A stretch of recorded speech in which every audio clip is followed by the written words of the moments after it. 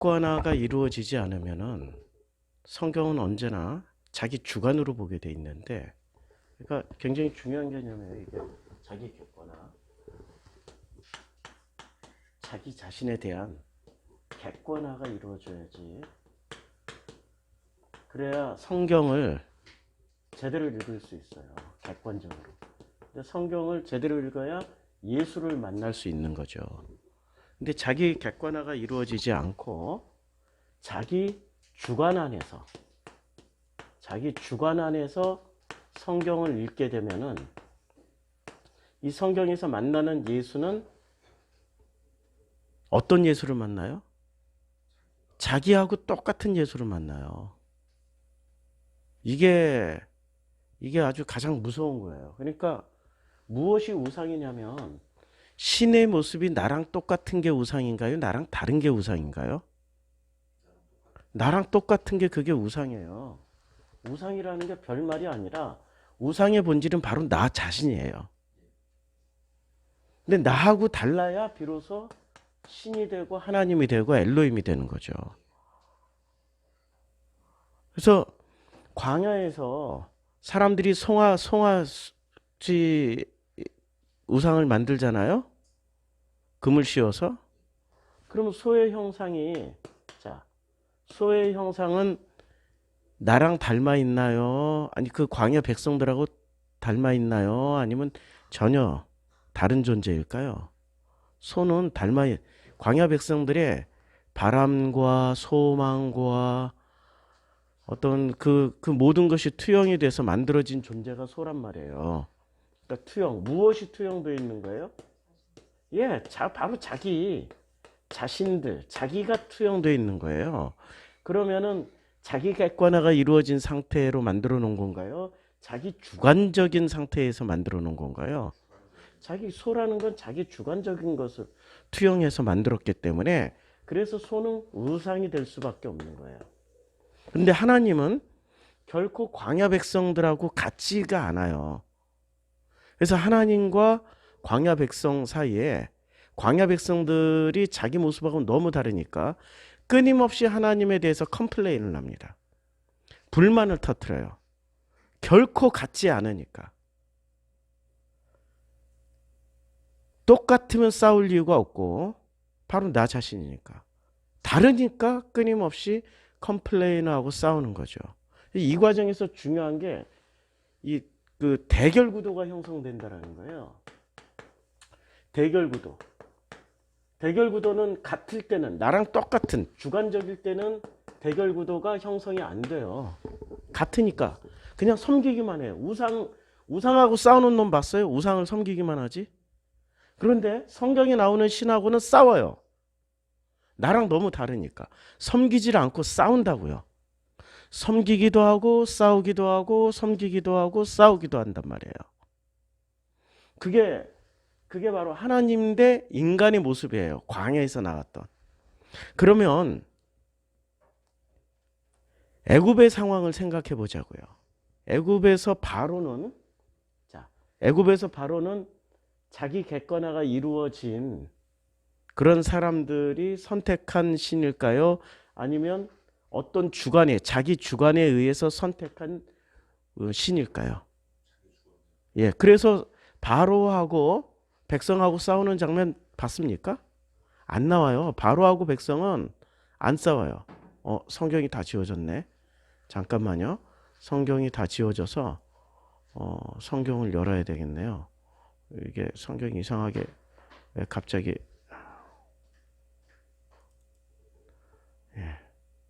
갑자기 성경이 왜 사라졌지? 몽땅 다 사라졌네? 신기하네. 아이고, 이거 아니고. 자, 성경을 한 2개쯤 열어놔야지. 자, 보면은 출애굽 1장에 보면 이 출애굽 1장에서 이제 바로가요. 이스라엘 이 백성을 보니까 자신들보다 많고 강해요. 그래서 작전을 펼쳐요. 그래서 그들이 더 많게 되면 전쟁이 일어날 때 우리의 바로의 대적들과 합하여 바로와 싸우고 이 땅에서 나갈까라는 염려를 해요. 그래서 그 백성들을 다스리기 위해서 감독들을 그들 위해 세웁니다. 자, 때리는 엄마가 무서워요? 엄마가 든 회초리가 무서워요? 아이들 입장에서. 아니, 회초리 가지고 라고 얘기하니까 감이 안 오시는데, 몽둥이가 무서워요? 엄마가 무서워요? 엄마한테 몽둥이를 뺏어서 엄마한테 몽둥이를 뺏고 싶잖아요. 그리고 좀 더 가벼운 회초리로 바꿔 드리고 싶잖아요. 그러니까 아이들은 있잖아요. 엄마보다는 회초리나 몽둥이를 더 미워해요.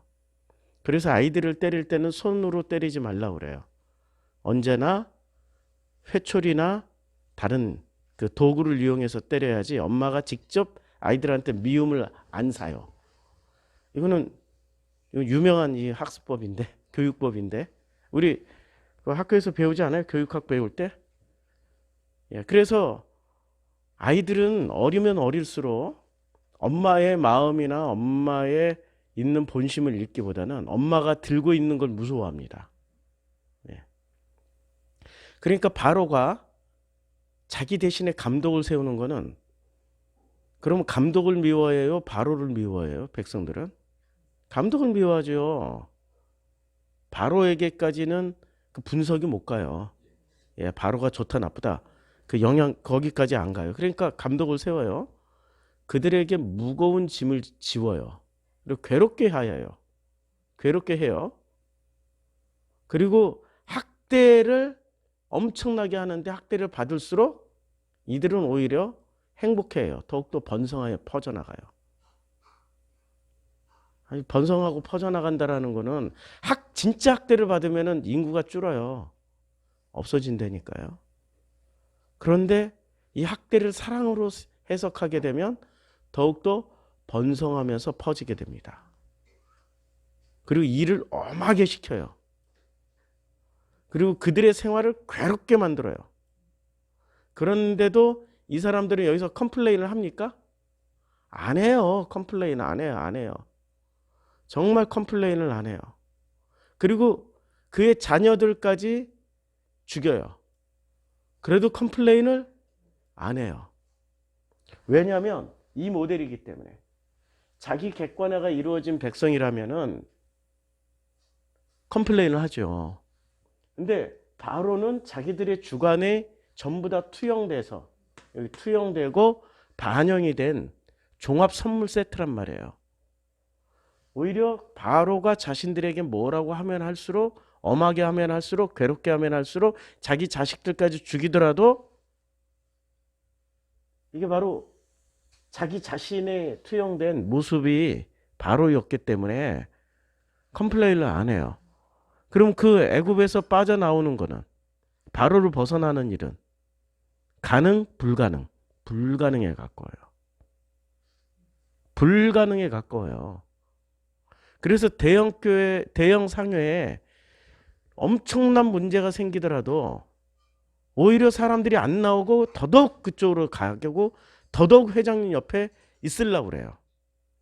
자기 모습이 투영됐기 때문에.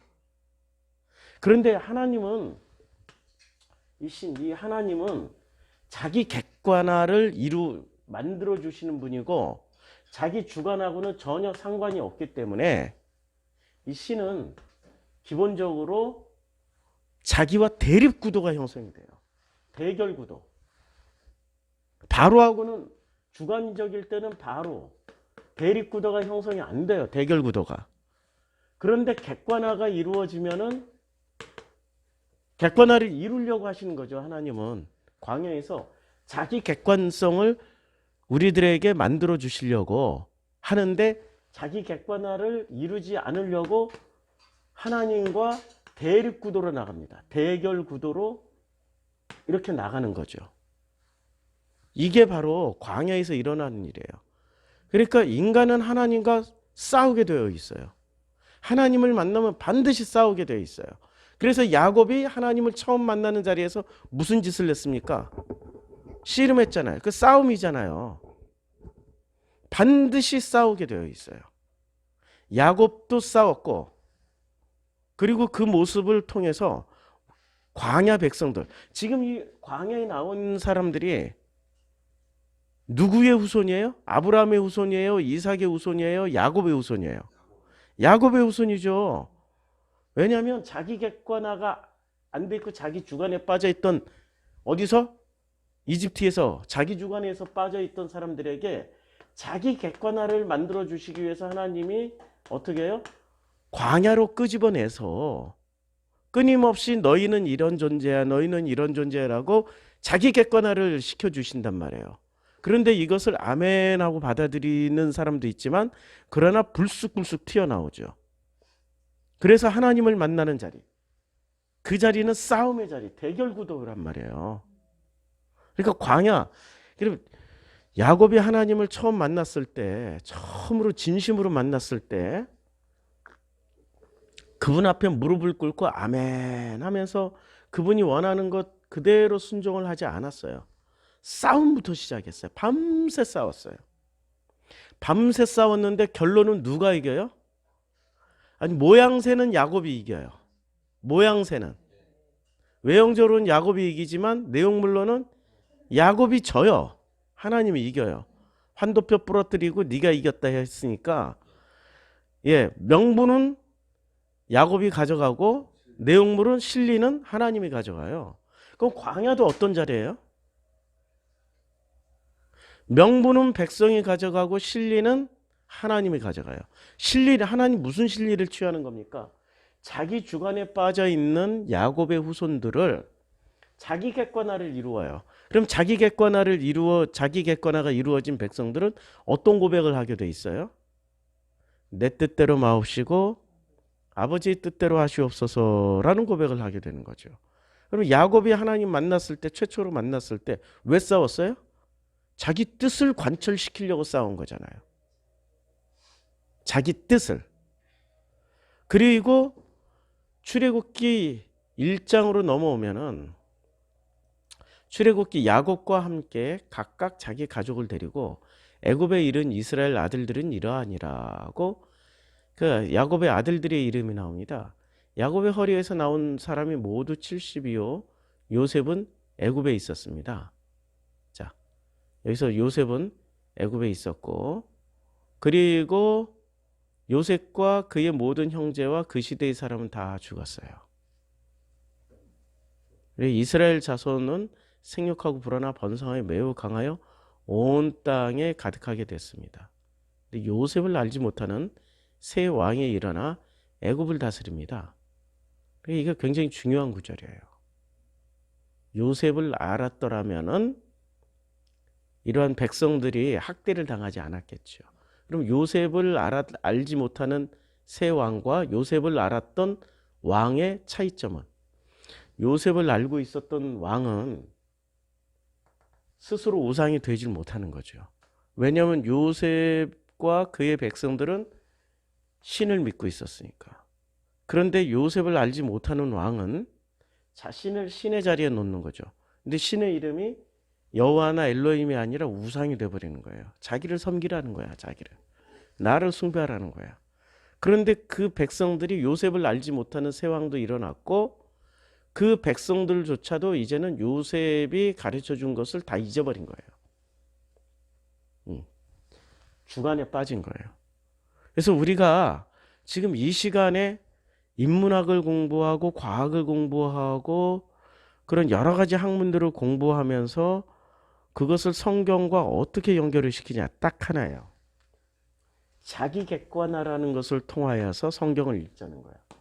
그래야 진짜 예수를 만나는 거죠. 근데 자기 주관화를 통하여서 성경을 읽으면은 어떤 예수를 만나요? 바로와 같은 예수를 만나요. 자기가 원하는 예수를 만난다고. 그게 바로 바로였다고요. 그러니까 요셉을 알지 못하는 새 왕이 내 안에서 일어난다고요.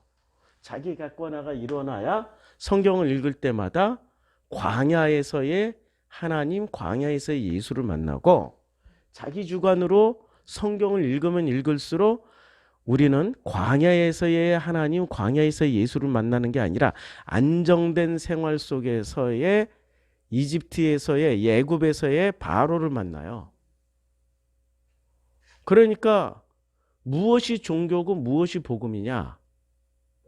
종교 집단 안엔 자기 객관화가 이루어진 사람들이 없어요. 종교 집단 안엔 자기 주관적인,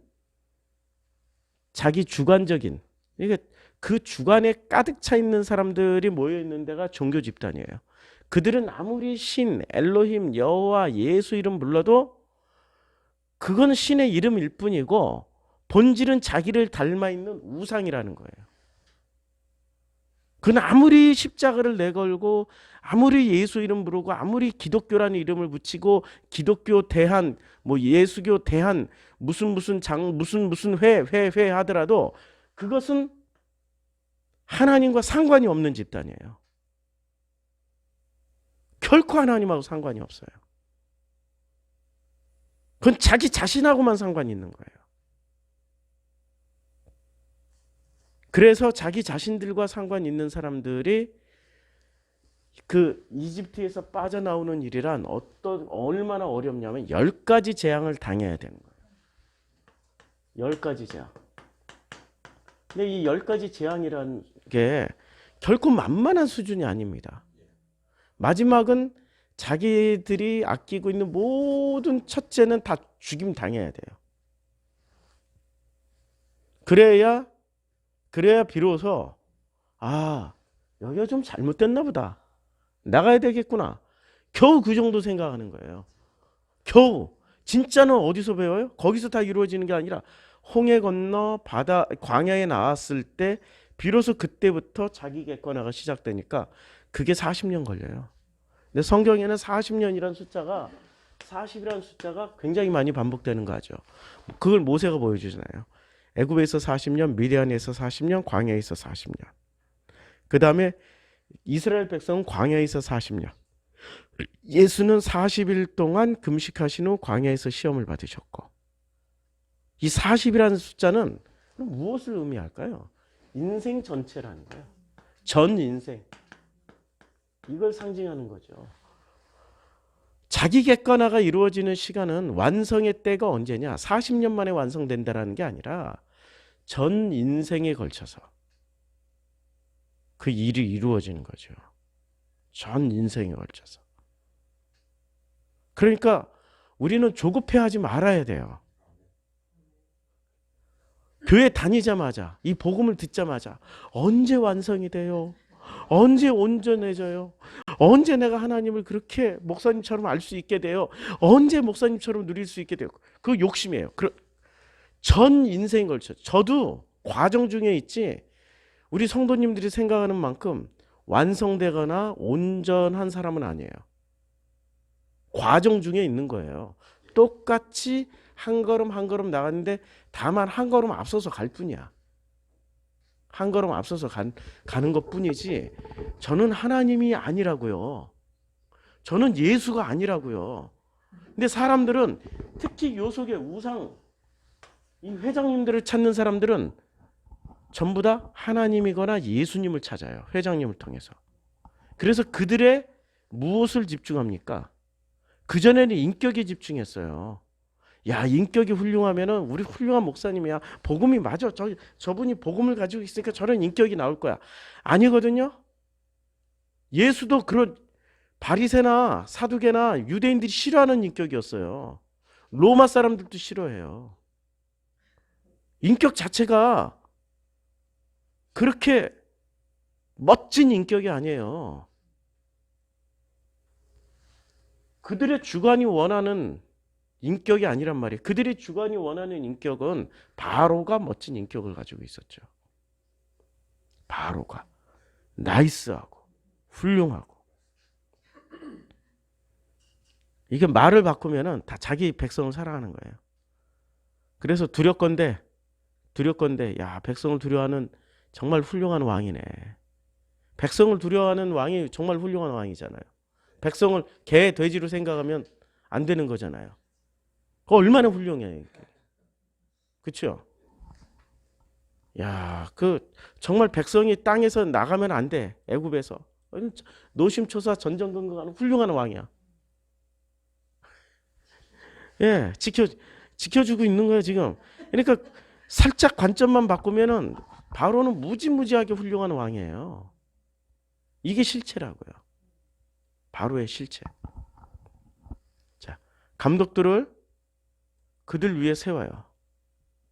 야, 감독까지 세워서 우리에게 필요한 것들을 다 공급. 감독이 뭐 일도 시키지만 먹을 거, 입을 거, 그들에게 필요한 것도 다 제공해 주는 사람이 감독이잖아요. 우리를 사랑하는구나. 이렇게 생각하는 거죠. 예. 예. 먹고 살게 다 해주는 거잖아요. 예. 뉴딜이죠. 뉴딜 정책 같은 걸 펼쳐서. 근데, 예. 그래서 역으로 보면 엄청 사랑받고 산다라고 생각하는 거예요. 그러니 이 애굽 땅을 떠나겠습니까? 이 백성들이? 안 떠나려고 하죠. 절대 떠날 필요가 없는 거죠. 그건 회장님, 대형 상해 회장님들이 그렇게 뻘짓을 해도, 예, 자기네들을 사랑한다고 생각하는 거예요. 우리는 사랑 너무 많이 받고 있어. 라고 생각하는 게, 그게 지금 이 백성들의 모습입니다. 안타깝지만. 자, 그래서 우리가 이 인문학을 공부하는 거예요. 자, 인문학을 공부하는데, 어서 오세요. 우리 이거 한번 보자고요. 사랑에 대해서.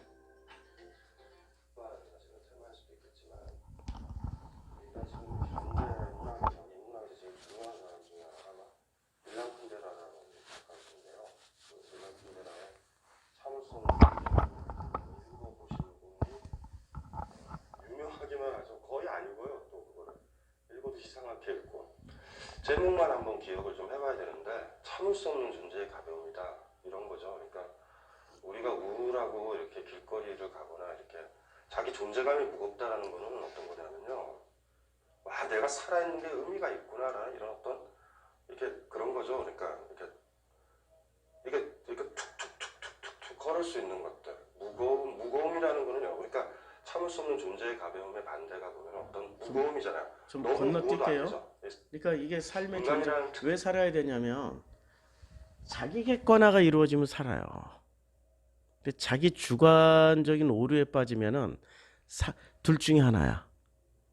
착각으로 살기 때문에 죽고 싶거나 아니면 그 착각으로 인해서 더 살고 싶거나. 근데 그건 가짜의 삶이라고. 진짜 삶이 아니라고요. 자. 특징들이 하나 있어요. 우리는 어떻게 왜 사느냐라고 했을 때 혼자 찾지 말고 가만히 한번 생각을 해보세요. 살아갈 이유를 찾아야 되는 거죠. 내가 좋아하는 게 있고 또 거꾸로 어떤 사람이면 나를 사랑해주는 사람이 있고 나를 아껴주는 사람이 있어요. 자폐는 언제나 주관 안에 머물러 있는 사람이잖아요. 관념도 마찬가지고요. 그러니까 살아야 될 이유를 어디서 찾아요? 너로 인해서 찾는 게 아니라 오직 자기가 동기 유발을 해야 돼요. 자기가 찾아야 된다고요. 그러니 끊임없는 밤새 탑을 쌓다가 집을 건물 지었다가 새벽이면 무너뜨리고 아침이면 나오는 거죠. 그 일을 끊임없이 반복하는 게 관념의 사람들, 그걸 한마디로 말하면 자기 폐쇄증 환자들. 교회에서는 자기 객관화를 절대 만들어주질 않아요. 종교는. 오히려 그 주관에 빠져요. 누구의 주관에 빠져요? 그것도 자기 주관이 아니고 이때부터는 바로의 주관에 빠져요. 바로라는 주관에 빠지게 만들고, 그래서 희한하게 교회 다니면 다닐수록 그 교회 성도들은 누구를 닮아가요? 회장님들 닮아가요. 신기하게 닮아가요. 이렇게 자기 객관화가 아니라 회장님의 주관화가 성도들 사이에서 이루어지면 그 교회는 성장하고 잘 나가는 교회가 돼요. 그래서 제자 훈련은 자기 객관화를 시키는 훈련이었을까요? 자기 주관화를. 제자 훈련의 가장 큰 목적이 뭐냐면 리더를 똑같이 닮게 만드는 거예요. 그렇죠? 이 제자 훈련 많이 해보신 분들은 알잖아요. 똑같이 닮게 만들어요. 하나님의 제자, 예수의 제자를 만드는 게 아니라 지제자를 만들어요. 그게 80년대, 90년대 대한민국 교회에서 행했던 참 위험한 짓들을 해 놓으셨어요. 그러면 또 이런 얘기하면 아유 뭐 그거 하는 뭐 목사님은 뭐 교회도 찌끄맣고 뭐 이런 거 가지고 그걸 의식화라고 그래요. 제자 훈련은 한마디로 말해서 의식화. 예, 의식화 훈련. 의식화를 시켜놓은 거예요. 그래서 누구도 객관적으로 생각을 안 하고 자기 주관마저도 내려놓고 오직 자기의 리더의 모든 생각과 관점을 그대로 닮아가는 그게 의식화란 말이에요. 그래서 80년대 90년대에 의식화를 시켰던 사랑의 교회 제자훈련에 탁월하게 대한민국을 이끌었던 사랑의 교회 현재 모습을 보세요. 전부 다 지금 장로 권사들이 그때 80년대 90년대에 제자훈련을 했던 분들 아니에요 지금. 그치요? 신을 섬겨요. 오 우상을 섬겨요. 예. 오 우상을 섬기잖아요. 그 교회 떠나면 막 죽을 줄 알고 축복도 못 받을 줄 알고 큰일 날 줄 알고 인격적인 관계가 아니죠. 폭력적인 관계죠. 광야에서는 인격적인 관계를 맺자고 하나님이 말씀하시면 이 그 폭력적인 권능, 힘에 길들여져 가지고 거꾸로 겁이 나니까 하나님에게 대항하죠. 굶어 죽을까 봐 대항하고 목말라 죽을까 봐 덤비고 길 잃어버릴까 봐 덤비고 적군이 쳐들어오면 겁나서 덤비고 아니 적군한테 덤벼야지 왜 하나님한테 다 덤비냐고. 그렇죠? 자기네들이 섬기는 회장님 바로보다 못한 존재라고 생각하는 거예요. 하나님을.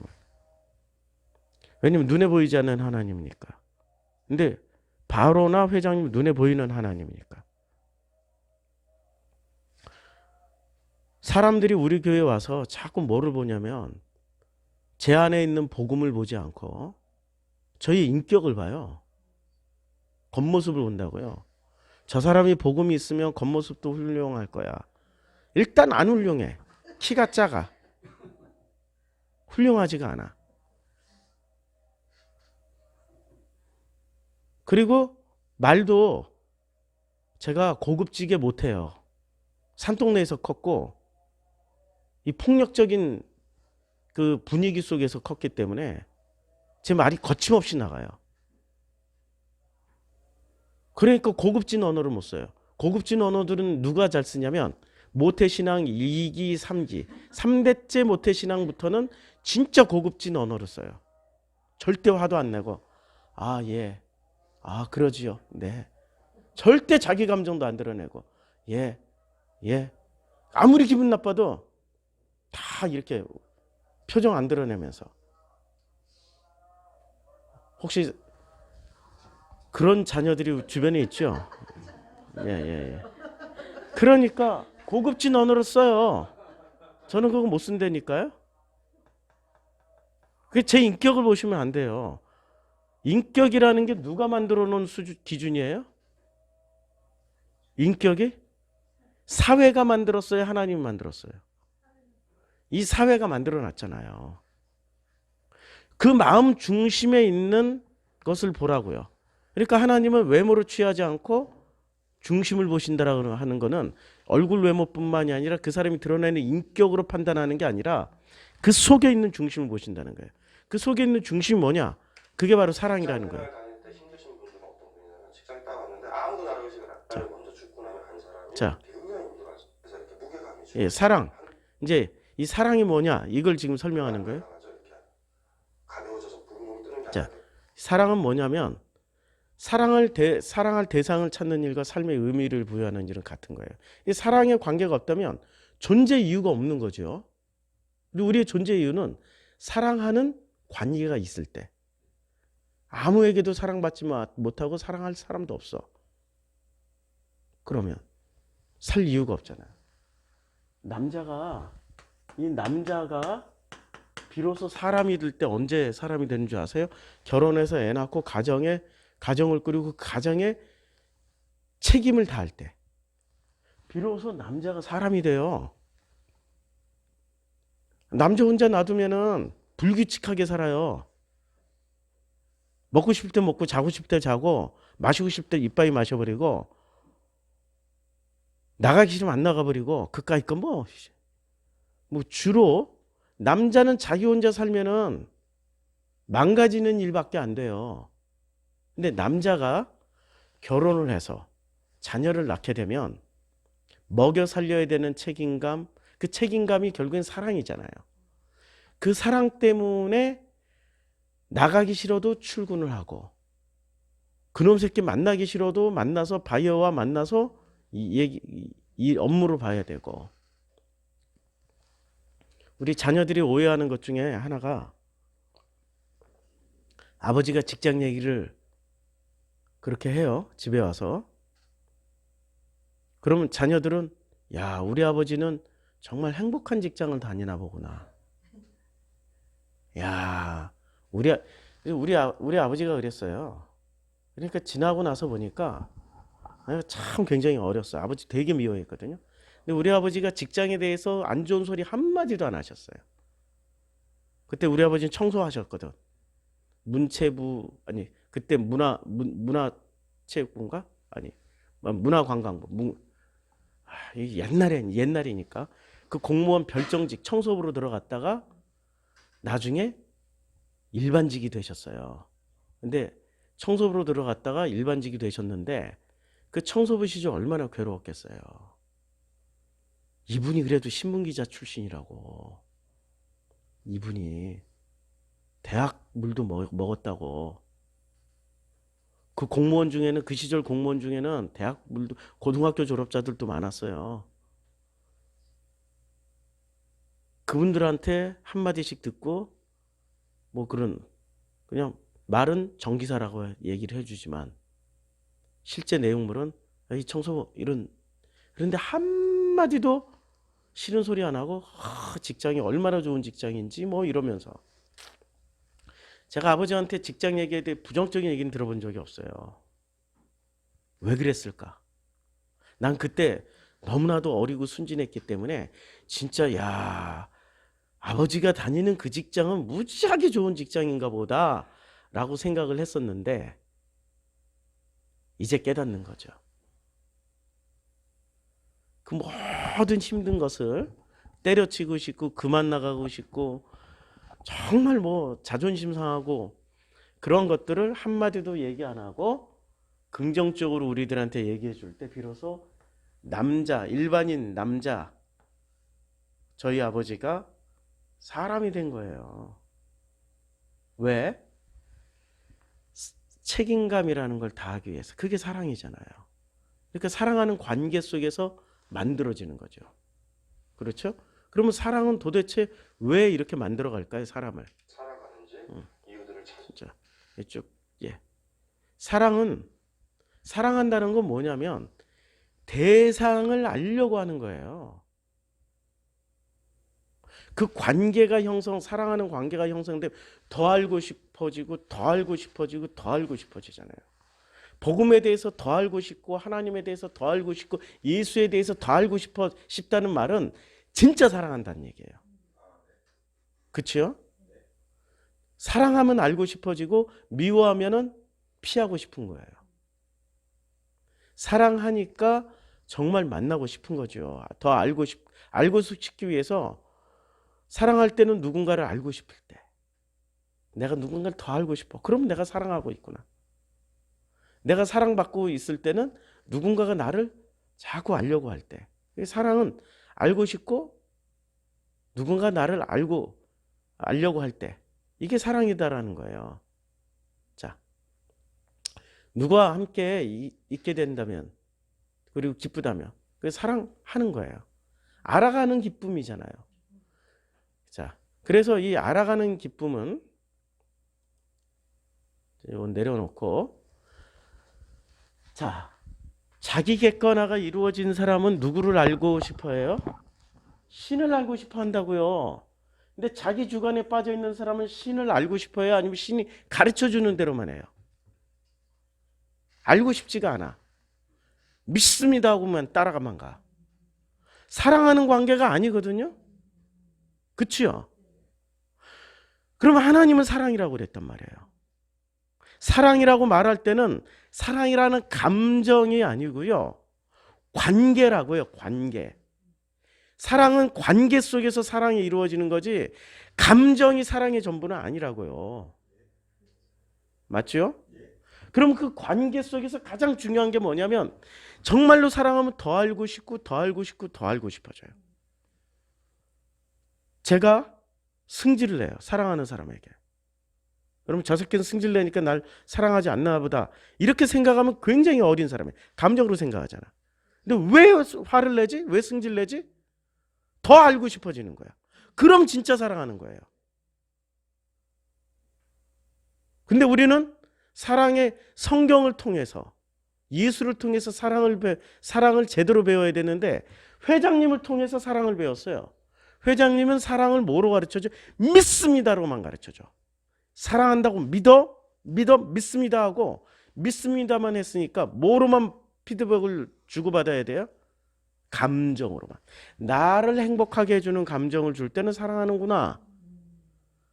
나를 조금이라도 눈길을 안 주면은 미워하는구나. 지옥을 살게 되는 거죠. 그런데 정말로 사랑하면 조금 섭섭한 얘기하고 아니면 아주 그냥 관계가 끊어질 정도의 화를 낸다 하더라도 더 알고 싶어지는 거예요. 왜 저러지? 이유가 있을 거야. 분명히 이유가 있을 거야. 그럼 우리 장로님 공동체 생활을 통해서 많이 배웠잖아요. 그렇죠? 그게 바로 사랑이라고요. 사랑하니까 떠나지 않고 더 알고 싶어져서 눈치를 보다가 기회가 되면 얘기를 하는 거죠. 예. 지금 당장은 못하더라도 눈치를 보다가 기회가 되면 얘기를 해요. 하나님은 사랑이시라고 그랬잖아요. 사랑이라고 말씀하실 때는 이거에 서로 깊이 알아가자. 더 알아가자. 무엇을 통해서? 하나님과 우리와의 관계를 통해서 더 깊이 알아가자. 이런 내용이 담겨 있는 거지. 나를 사랑하니까 내가 원하는 걸 다 해주실 거야. 그게 바로 이 모델이에요. 주관적인 감정의 모델이란 말이에요. 자기 객관화가 이루어지지 않은 그런 모델이 아니고요. 그래서 지금 이 종교화된 복음이 없는 기독교에서 가르쳐주는 이 사랑이란 수준은 너무 저급해요.